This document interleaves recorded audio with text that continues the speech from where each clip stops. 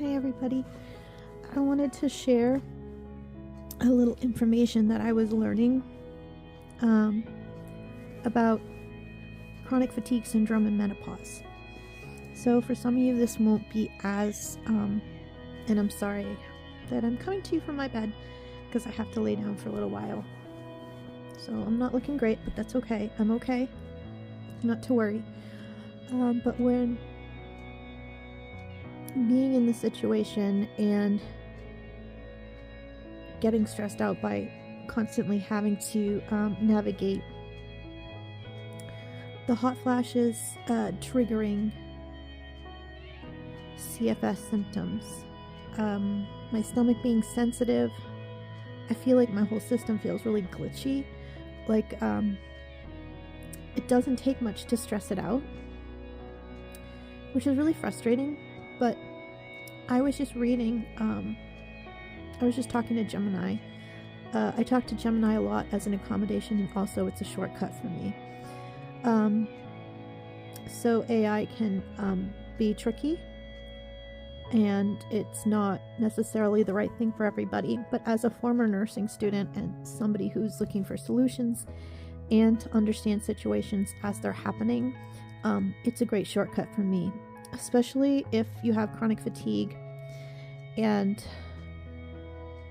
I have the capability of looking information up. I just don't have the energy. Like, my body isn't in crisis, but I feel like it's just exhausting managing the ups and downs of it. So it feels like a full-time job just to figure out, like, okay, what can I eat that's not gonna trigger an upset stomach, that's not gonna trigger my symptoms, that's not gonna give me a hot flash. So before hot flashes and things like that, they were just more of frustrations and annoyances. And the reason why I wanted to bring this up is that for some of you who watch me, I know that some people have subscribed to my channel because of the cat videos that I used to be able to make, and I hope to, as I get better, be able to do that again. Right now I'm just trying to make myself physically better. It just feels like so much work, and I don't know why. So apparently, when you have chronic fatigue, your body does not manage the energy very well from the food that you eat. I don't really understand it, and I don't have the energy to, like, normally I would totally geek out and I could read about something for hours, but I just physically can't. But that's why Gemini is awesome in that sense. So I didn't mean to get into all of that, but so forgive me looking like this, and being sick right now is just where I'm at. But the reason why I wanted to record this is, so this morning I just ate my breakfast, and it just feels like my system is just sensitive now to everything, and it's really annoying. So I've got neurodivergence, right? So I'm sensitive to begin with, right? I'm probably a carrier of the recessive, there's like a red hair gene. I don't know if some of you know about it. There's a red hair gene that some people have. I don't think that all people with red hair have this particular red hair gene, and you don't actually have to have the red hair to have this red hair gene. It's like a mutation. So some people have it who have red hair or are a carrier of that red hair. So, but anyway, so this red hair gene, which I'm probably a carrier for, and I can get into that in another video. It's not a big deal, but it makes certain medications not work well for you, and your body can be sensitive to things. So Novocaine and certain pain meds don't work well, and your body just is sensitive to certain things. So I'm neurodivergent and I have sensory sensitivities. A lot of the people that I interact with are also either autistic or ADHD or both, or just a highly sensitive person, or somebody who's like under stress, or even any of my friends who are women going through menopause, or love somebody or know somebody who's struggling with these, or chronic fatigue. So I've got like all of these things together that's making this perfect storm. My system is really sensitive right now, where my body is not using the energy from the food very well, which really sucks. And so it's like I feel like my blood sugar crashes quicker than it normally would, so the food doesn't give me energy for as long.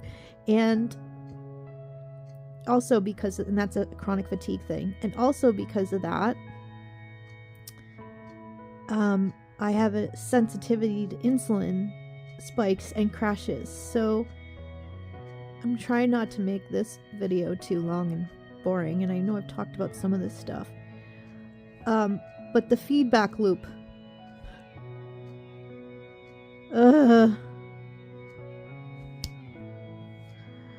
If I don't eat enough and my blood sugar crashes, I get a hot flash. So you think, big deal, you have a hot flash. Okay, whatever, I feel uncomfortable. No big deal. It'll pass. The thing is that when you have a hot flash, your body just thinks it's in stress and dumps all this adrenaline and stress hormones, which then triggers my chronic fatigue and makes me feel like I'm going to throw up, or I have to fall asleep, or I feel really sick, which then triggers more stress on my body and my menopause to dump more stress hormones to create another kind of like crash thing. I mean, it's not an actual crash. I'm still learning about it, but God, this is so frustrating.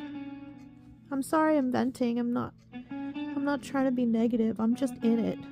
And I'm going to put a little bit in I'm going to put some of the stuff that I just learned in a community post, so that any of my friends who are women and struggling with neurodivergence and menopause, which makes your neurodivergence hella worse.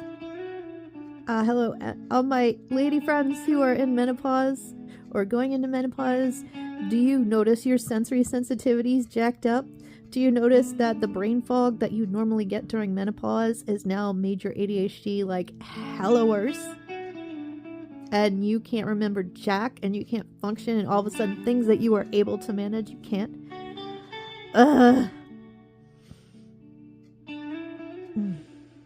So I have to use my hot flashes. I like get pins and needles now when I get the hot flashes. Like it's really not fun. But anyway, I'm trying to just like manage it. So every day I'm trying different things. Like things that didn't even bother me before, that weren't a big deal. Like now I can't take my pills in the morning without getting a really upset stomach. I don't even know why. It's like the smallest things like my body can't cope with anymore. And it's really frustrating. And the thing that makes it scary is because you don't know when something's just like a small thing that you should just like ignore. Or because now it's like you have to keep everything copacetic. If you get a hot flash that dumps cortisol, it triggers another hot flash, it triggers nausea, it could trigger like a crash kind of feeling from the CFS, something about the mitochondria in your cells, and all of the things from CFS, like the damage that's been done to the cells in your body it's like stress damage, right? So your system is kind of like on the fritz. It's like on the brink. Your cells cannot get the energy from the food so much. So you've got to manage it and eat every few hours. You can't. It seems like the margin of error is so tiny. So before, if I'd go a long time without eating, okay, eventually you just start to feel like crap. Or if you go too long, maybe you get a hot flash if you're in menopause. And you go, oh, you start to get a headache or you get hangry, you know.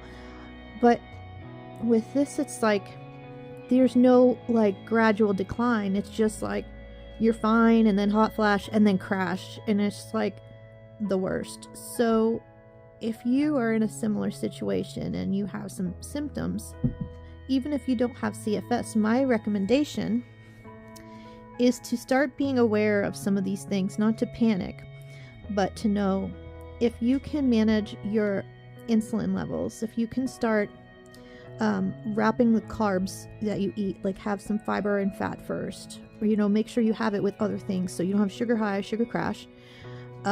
It will help a lot. So make sure you're drinking water throughout the day, and just those simple things of managing your sugar will make your symptoms